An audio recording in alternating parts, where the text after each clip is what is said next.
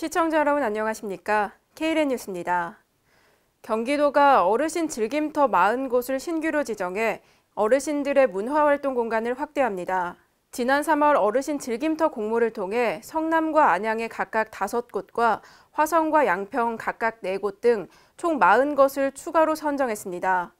어르신 즐김터는 노인들이 복지관 경로당뿐 아니라 지역 주변의 문화원과 평생교육관 등 다양한 기관에서 취미생활과 여가 프로그램을 즐길 수 있는 문화 프로그램을 제공합니다.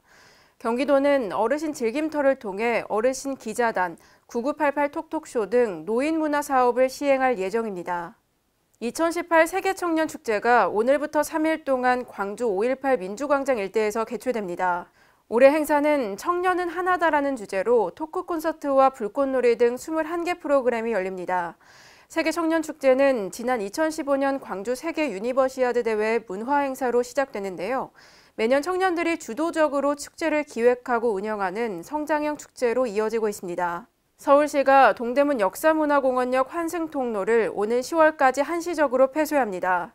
서울교통공사는 동대문 역사문화공원역 5호선 환승통로의 노후 에스컬레이터를 교체하기 위해 오는 18일부터 환승통로를 폐쇄한다고 밝혔습니다. 이번 공사로 인해 이 4호선과 5호선 환승이 통제됩니다. 노후화된 시설을 교체하기 위해 교통시설을 폐쇄하는 것은 이번이 처음입니다. 대구시가 주민자치위원회 역량강화 워크숍을 개최했습니다. 주민자치위원과 관계공무원 등 450여 명이 참석한 이번 워크숍은 주민자치를 활성화할 수 있는 방안을 마련하기 위해 열렸습니다. 또 주민자치 유공자를 표창하고 주민자치와 보건복지 서비스 사업 관련 전문가 특강도 진행되는데요. 권영진 대구시장은 주민자치 선도도시가 되기 위해서는 주민의 참여가 무엇보다 중요하다며 진정한 대구 행복 공동체가 될 수 있도록 주민자치위원 모두가 힘써달라고 당부했습니다. 충청남도가 기업하기 좋은 환경을 조성하고 중소 중견기업의 지원을 강화하기 위해 충청남도 지역금융협의회를 구성 운영하기로 했습니다. 지역금융협의회는 충남 미래성장포럼과 중소 중견기업 금융 프로그램을 운영하고 동반성장펀드 조성, 중소중견기업 투자융자 페스티벌을 개최하는 등 4대 협력과제를 추진할 예정입니다. 양승조 충남도지사는 이번 협약을 계기로 중소중견기업에 도움이 되는 실질적인 방안을 강구하고 인력 양성과 새로운 기술 개발에 대한 지원을 아끼지 않겠다고 말했습니다. 인천시 주민들이 중구와 동구를 잇는 관통도로의 전면 폐기를 촉구하고 나섰습니다. 중동구 관통도로 전면 폐기 주민대책위원회는 지난 9일 인천시청에서 기자회견을 열고 중동구 관통도로 전면 폐기를 선언하고 주민 친화적인 부지 활용 방안을 협의하자고 제안했습니다. 문제가 되고 있는 이 도로는 사업비 1,500억 원이 투입돼 2011년 대부분 완공됐지만 주민들의 반대로 7년째 개통되지 못하고 있습니다. 반면 인천시는 도로 개통 입장을 고수해오고 있습니다. 스마트팜 혁신밸리 유치 전에 강원도가 뛰어들었습니다. 스마트팜 혁신밸리는 전국 지자체 4곳을 대상으로 추진되고 내년부터 2022년까지 사업비 1,800억 원이 투입됩니다. 강원도와 춘천시는 동면 진해리에 추진 중인 수열에너지 융복합 클러스터 사업과 연계해 스마트팜 혁신밸리를 조성한다는 계획입니다. 강원도 관계자는 농촌의 미래농업에 활력을 불어넣기 위해 스마트팜 혁신밸리를 반드시 유치할 것이라며 이를 통해 강원도 미래농업을 한 단계 발전시키겠다고 밝혔습니다. 오늘의 브리핑입니다. 날이 더워지면서 휴대용 선풍기 사용하는 분들 많은데요. 이와 관련한 안전사고도 증가하고 있습니다. 한국소비자원의 소비자 위해 감시 시스템 집계에 따르면 지난 2015년부터 올해 4월 말까지 휴대용 선풍기 안전사고가 총 40건 접수됐습니다. 특히 2017년에는 33건으로 2016년에 비해 8배 이상 증가했는데요. 행정안전부는 휴대용 선풍기를 구입할 때 제품에 표시된 안전기준을 꼼꼼히 확인하고 장시간 사용을 자제해달라고 당부했습니다. 대구시 지능형 상담 시스템 뚜봇이 스마트시티 아시아 태평양 어워드 2018에서 최우수 스마트시티 프로젝트로 선정됐습니다.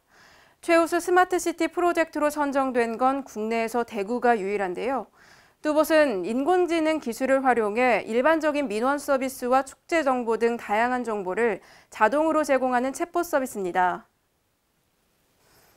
행정안전부가 주관하는 청년 참여형 마을기업에 세종시 협동조합 문화공작소가 선정됐습니다. 구성원의 50% 이상이 청년으로 구성된 청년 참여형 마을 기업은 청년 실업 문제를 해결하고 침체된 마을 기업의 새로운 아이디어와 활력을 불어넣기 위해 도입됐습니다. 문화공작소를 포함해 총 17개소 청년 참여형 마을 기업은 참신한 아이템을 선보이며 마을 기업의 새로운 자극이 될 전망입니다. 이륜차를 이용한 배달 서비스 시장이 확대되면서 이륜차 배달업 종사자의 사고 발생 위험이 높아지고 있습니다. 응급실 손상 환자 심층 조사 결과에 따르면 이륜차 사고 운전자의 절반 이상이 15세에서 39세로 젊은 연령층에 집중됐고 금요일과 토요일에 사고 발생이 많았는데요. 사고 피해를 예방하기 위해서는 무엇보다 사업주가 안전 의무를 준수하는 게 필요하고 업무용 이륜차 근로자의 보호구 착용 등 자율적으로 의무사항을 준수하는 자세가 필요합니다. 오늘부터 65세 이상 기초연금 수급자의 이동통신요금이 월 최대 11,000원 감면됩니다. 65세 이상 노인분들 중에 소득과 재산이 하위 70%면 휴대전화 요금을 감면받을 수 있는데요. 월 청구된 이용료가 부가세를 제외하고 22,000원 이상이면 월 11,000원, 그보다 적을 경우에는 이동통신요금의 50%가 감면됩니다. 원스톱 시스템을 통해 주민센터에서 기초연금 신청과 동시에 요금을 감면받을 수 있고 이동통신사 대리점이나 고객센터를 이용해 신청할 수 있습니다. 부산시와 부산 지역 유망 신생 벤처기업이 양질의 청년 희망 일자리를 창출합니다. 부산시는 오는 20일까지 비스타트업 청년인재 발굴 매칭 사업에 참여 기업을 모집합니다. 이 사업은 청년들에게 직무를 경험해 볼 수 있는 기회를 제공하고 청년들의 구직 활동과 연계하는데요. 심사를 통해 30개 내외 참여 기업이 선정되고 선정된 기업은 우수한 청년 인재를 확보함과 동시에 올해 말까지 1인당 월 187만 5천 원의 청년 인재 지원금을 받게 됩니다. 올해 말까지 사회복지시설 표준 근무 형태 가이드라인이 마련됩니다. 사회복지 서비스업이 근로시간 및 휴게시간의 특례업종에서 제외돼 내년 7월부터 주 52시간 근로시간을 준수해야 합니다. 다만 대부분의 사회복지시설이 300인 미만이어서 2020년 1월부터 본격적으로 적용될 예정입니다. 이상으로 KLN 뉴스를 마칩니다. 시청해주신 여러분 고맙습니다.